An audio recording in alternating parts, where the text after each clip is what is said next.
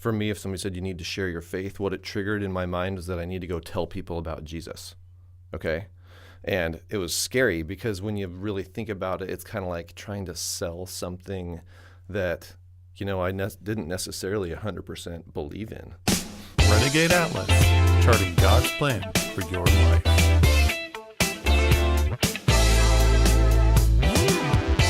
Hey everybody, welcome to the Renegade Atlas. I'm Matt. And I'm Chad.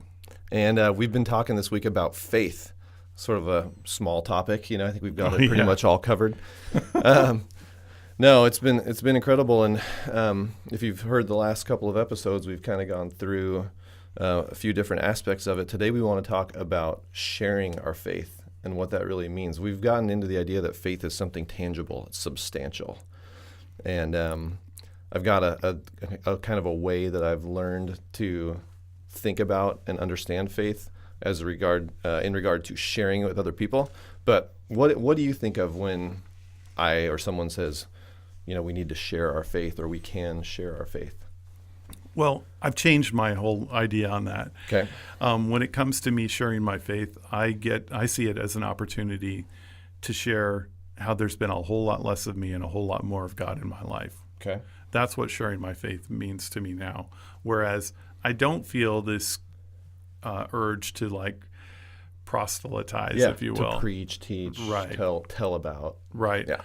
I need to tell about what God has done for me in my life. Yeah. And I can only tell that story. Right. And I can give evidence of things that he's done in my life. Yeah. Case in point, last episode. Yeah. If you haven't heard it, go back and listen. It's the one where... No, don't tell them. Just make them listen. Okay. Oh, I was going to tease it. Okay, go ahead. All right. Yeah, I was going to tell you that if you want to hear stories of faith, there's a lot of opportunity for it. And I think if you go back and listen to that, it'll challenge perhaps your idea, our very Western idea of what faith is. Yeah. Those kind of stories challenge me. I know that for sure in that particular area. The area of healing is what we're talking about. And in that area, in that circumstance. So, Matt, how do you view faith? Yeah, so it's very much along the same lines of what you were saying. I think I always felt like, for me, if somebody said you need to share your faith, what it triggered in my mind was that I need to go tell people about Jesus. Okay? And it was scary because when you really think about it, it's kind of like trying to sell something that I didn't necessarily 100% believe in, right? Like, you need Jesus. Why? Because we're going to go to hell. And I'm like, well, I don't even personally really know what that exactly means. And it doesn't have that much impact on me today, honestly, and that type of thing. So it just made it difficult to think of it that way and to actually act on it. Okay. So then more lately, I've started to think about it like this. There's a couple different ways. One is if I told everybody, I've got this great chiropractor, he's helping me out and makes me feel a lot better. He's doing these adjustments and he's incredible at what he does and all this kind of stuff. They could be like, oh, that's great for you. Awesome. I'm like, well, you need to believe in him. Believe it, they're going to be, they could believe it with all their might, but does it help them unless they come and meet you or this guy, the chiropractor, whoever's helping them? If they came and meet him and experience what he did for them as well, right? Versus just knowing about him in their mind. Okay, that's one way I've started to think about it. It's like a person has to meet and experience God for themselves, not just know about him in their head. Okay, then the other way, which I think is really cool, is if I said, if you and I are sitting on a bench, and I need to share my faith with you, right? And I'm just going to tell you about Jesus or whatever. But if we're sitting there together and you're hungry and I've got a loaf of bread and somebody said you should share your bread, what would I do? What would that look like, right? I would break off a hunk of my bread and give it to you. In other words, give you a piece of my bread that you don't have for yourself. Does that make sense? Absolutely. It's just giving it. So in the stories from last time, when people were being healed who didn't necessarily have quote unquote faith in Jesus, or the appropriate amount of faith, your faith covered that, I believe. Does that make sense? It does. And Yeah. I think there's something to that. I believe, looking back on my own life, that the faith of my parents, and I mean my mom and dad, Mm-hmm. sustained me in periods where I know I didn't have faith. I could think that's probably true for me too. Yeah. Yeah. Yeah.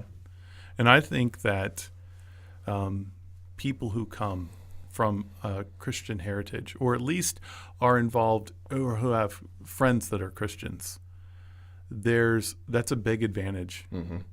Mm-hmm. that can't be underestimated. And Yeah. that doesn't mean that it's impossible for those who don't. I'm not saying that at all. I'm just saying Right. I know at times in my life I was preserved and protected, Yeah.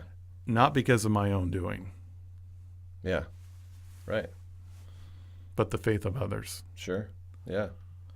Well, and like the guy from the last story, yesterday, that he's like, what did he say? You're like, that's okay. You don't have to believe this way, but you have to allow me to believe. Right.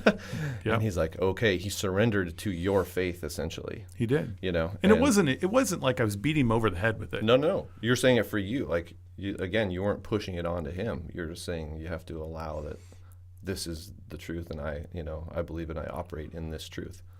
We can do that with other people. They don't believe. We can say, well, I believe it for us. And So, Matt, how do you live out your faith each day? Do you make a conscious decision to say, how am I going to live my faith out each day? Because I don't, but I've begun to do that. like, give me an example of how you're doing it. I actually think about it as I'm driving here. Okay. How will my faith manifest itself in the short little 2-mile drive I have to get to my office? Is it going to, will people who are next to me in their own car, will they know there's something about me just by the way I'm driving my car? Okay. I actually do ask those questions now. Interesting. Yeah. When I enter into this building, I get here fairly early in the morning. There's not a lot of people here. But what if somebody watches me get out of my car and walk? Will they see Jesus in me? Yeah. Will my faith be that evident? I'll give you a recent example. Yeah. McLean's, which is a little bakery eatery place near here. Yeah. One morning I went there and I ordered a great little breakfast sandwich they make, and somehow it got delayed a lot. Mm-hmm. And I needed to be here to take care of somebody, but I was there waiting for 30 minutes, and this lady kept seeing me, and she was like, your food, I know, it'll be right up. It'll be right up. It'll be right up. And eventually she comes because you still haven't got your food. I said, no. She goes, hold on, let me go see what's going on. And she goes and gets it. And I was able to get back with 1 minute to spare. And I had planned all this extra time. Here's what I did, though. I said, you know what? They handled that beautifully. They were attentive. They were in tune. They knew what was going on. Even though they weren't the ones making the food, they saw that there was an issue, and they handled it as gracefully as they possibly could. Okay. So I came back here and I wrote them a letter, and I wrote it to the management of McLean's, praising their staff for how they handled a mix-up in the kitchen. And there was no accusation on my part. I mean, I was still able to get here. Nothing was lost. But I praised them for it, and I told them I will pray for them as often as I can think of it. So now every time I drive past McLean's or I think about it, I'm praying for their staff there. And I gave that to the management. I actually brought it in later that day and handed it to, I said, please give this to the management. That's one way I can live my faith out, Yeah. to show that God has changed me. Yeah. Yeah. Grace, mercy. Right. Do we have that? Yeah. The fruits of the Spirit. Yeah. Like, do we let it show? Do we actually have it so that it can show? Yeah. And I'm not saying I'm good at this. I'm just saying I'm trying to bring this to the forefront of my feeble mind each day, because on my own, I can't. If I don't focus on the Lord, I think about everything else. And I do that enough as it is. Yeah, for sure. Yeah. For me, it's, like discipline, I guess, is always challenging to do the same thing every day or whatever. But Right. I mean, I try to live by this, in this mode of asking God rather than telling God things. That's what I've been aspiring to get better at doing. So when I encounter situations, or just in the morning when I wake up, like, okay, what do you want me to know today? What do you want me to do? Like, what do you want to show me? You're submitting yourself. Yeah. That takes huge faith. Yeah. And then, or when things come, like when negative things or just whatever we encounter, life happens, like disciplining my reaction to like, as something flies at me, right? Like a dart or arrow or whatever, to deflect it up instead of just to absorb it and like make a decision about what is true or what I believe based on what I'm experiencing. Right. So the faith factor is to ask God, like, what's going on here? Like, this is what I see and what I think based on what I see. And this is how I'm feeling about it even. But I don't know if that's really true. That's just my limited view, my limited vision of it, So, okay, Lord, so what's actually true? Like, why am I feeling this way? What do you want me to know that will change my perspective, right? And allow me to respond in a better way, the way you would want me to, that's going to be productive instead of self-serving, or positive instead of negative, or helpful instead of, whatever, just just changes it.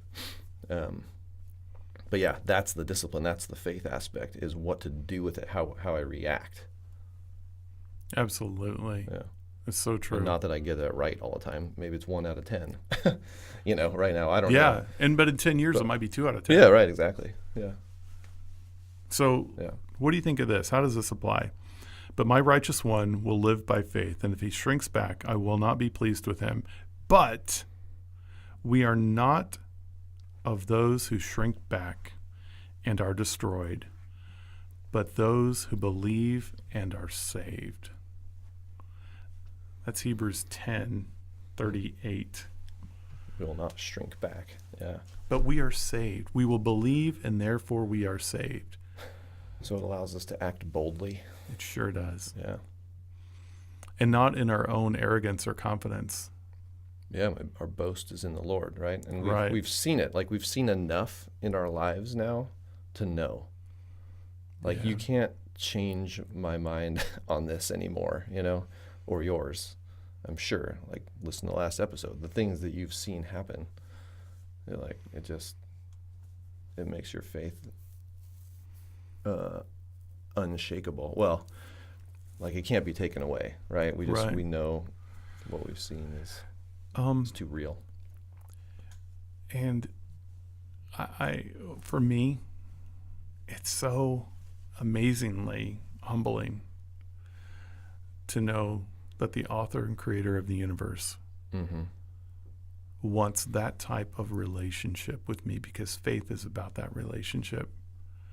It's not just ginned up on my part, as we've talked about before. Right. It's what the Holy Spirit does in my heart and in my life to bring me closer to the Lord. Yeah.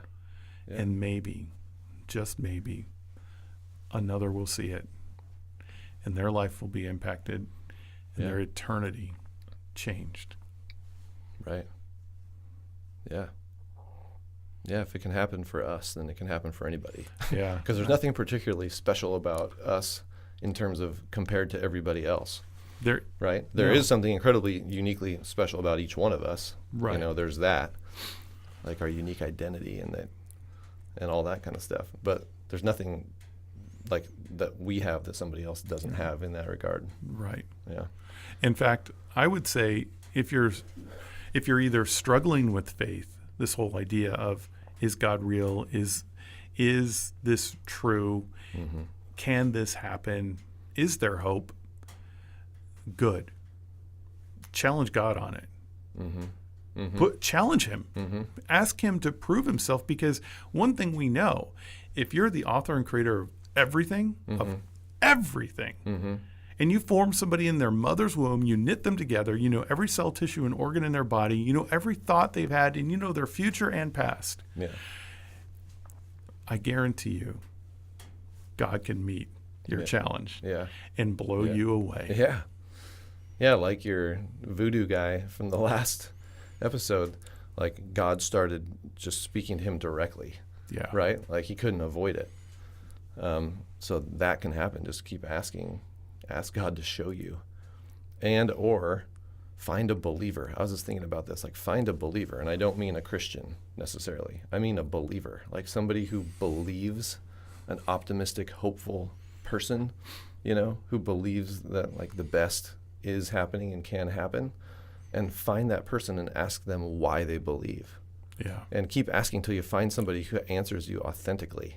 Right. Who like you hear what they say and like, yeah, you actually do believe that. You're not just saying it out of your head. Like, this is what I wish I believed, essentially, is what people say a lot when they tell you what they believe. What I wish I believe. Find somebody who believes it, and you can feel that like that their head and their heart are aligned in that, Right. They say it and they live it out. So if you don't know anybody in your life like that, contact us. Yeah. We're not necessarily good at it. We're not. Right. But we're willing to at least have that Give it a conversation. shot. Yeah. I'll tell you what I believe. I believe that God has a purpose and a plan for each one of you, and that he wants you to know what it is. He's not hiding it from you. He says, when you will seek me and find me, when you seek me with all your heart. So if you make it the thing that you're focused on, like discovering, it will be revealed to you. And I believe that, even if you don't. So Amen to that. yeah. Yeah. Okay, everybody. Contact me at chad@therenegadeatlas.com. Matt@therenegadeatlas.com. Share this with others. Look for the special links that we have. I don't know if we're going to have the Patreon page here, but we sure need support in doing what we're Maybe doing. you're listening to this months from now, and it'll definitely be there. It'll definitely be there. But we need support, and we need you to share it. And if you're the only person, we spent all our time for one person to hear this, then I want you to know you were more than worth it. Absolutely. Yep. Yeah. So many blessings, everybody. We'll talk to you next Take care. episode.